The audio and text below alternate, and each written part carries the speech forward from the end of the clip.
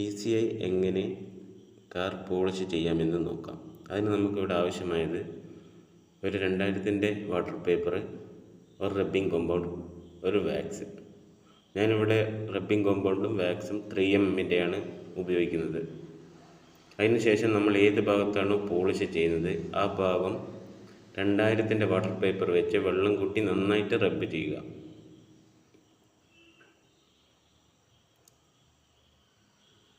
ഇത് നമ്മളുടെ ബോഡിയിലുള്ള yellow shade എല്ലാം ഈ 2000-ൻ്റെ പേപ്പർ വെച്ചടയ്ക്കുമ്പോൾ തന്നെ പോകാൻ വേണ്ടിയാണ് നമ്മളിത് ചെയ്യുന്നത്.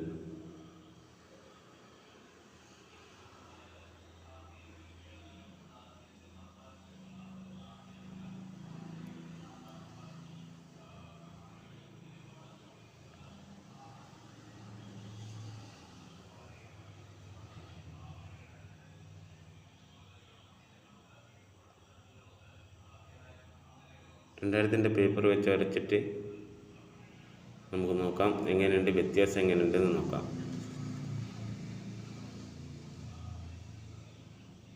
ഇപ്പം 2000-ൻ്റെ പേപ്പർ വെച്ച് ഫിനിഷ് ചെയ്താണ്.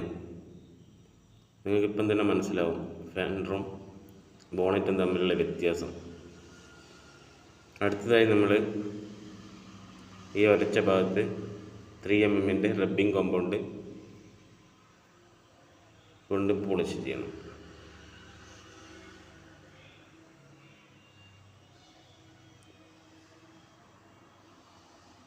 എല്ലാ ഭാഗത്തും വിരൽ ഉപയോഗിച്ച് ഫുള്ള് തേച്ച് വെച്ച് കൊടുക്കുക.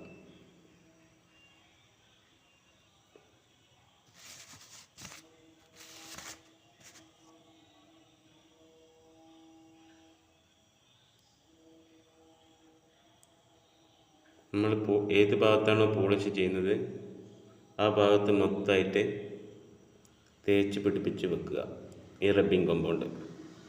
1 മിനിറ്റിന് ശേഷം പിന്നെ നന്നായിട്ട് തുണി ഉപയോഗിച്ച് നന്നായിട്ട്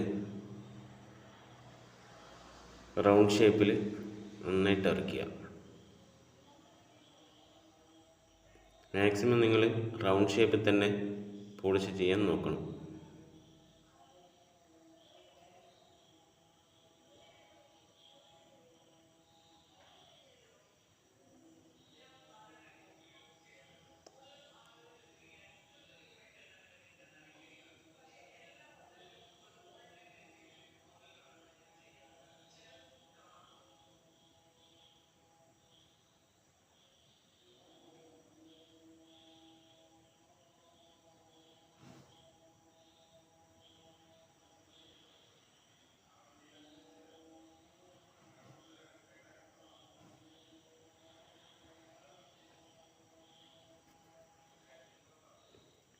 ഈ റബ്ബിംഗ് കോമ്പൗണ്ട് തേച്ച് കഴിഞ്ഞ ശേഷം നന്നായിട്ടൊരു ക്ലോത്ത് എടുത്ത് ഫുൾ വൈപ്പ് ചെയ്ത് കളയേണ്ടതാണ്. നമുക്കടുത്ത വാക്സ് ഇടുന്ന ഇതിൻ്റെ പൊടികളോ കാര്യമോ ഒന്നും ഉണ്ടാകാൻ പാടില്ല.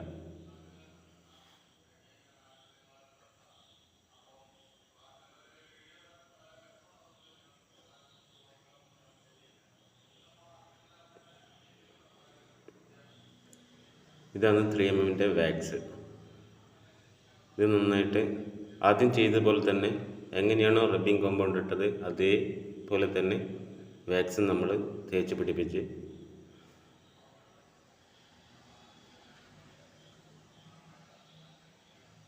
ഒരു ക്ലോത്ത് വെച്ച് നന്നായിട്ട് റൗണ്ട് ഷേപ്പിൽ തന്നെ വരയ്ക്കേണ്ടതാണ്.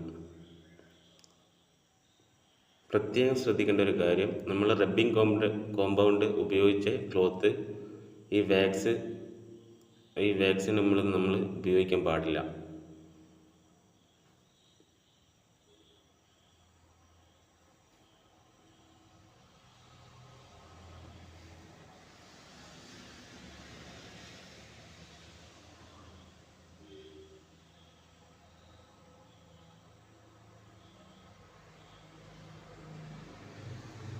നമുക്ക് അതിനുശേഷം ഇതിൻ്റെ ഫൈനൽ ലുക്ക് ഒന്ന് നോക്കാം.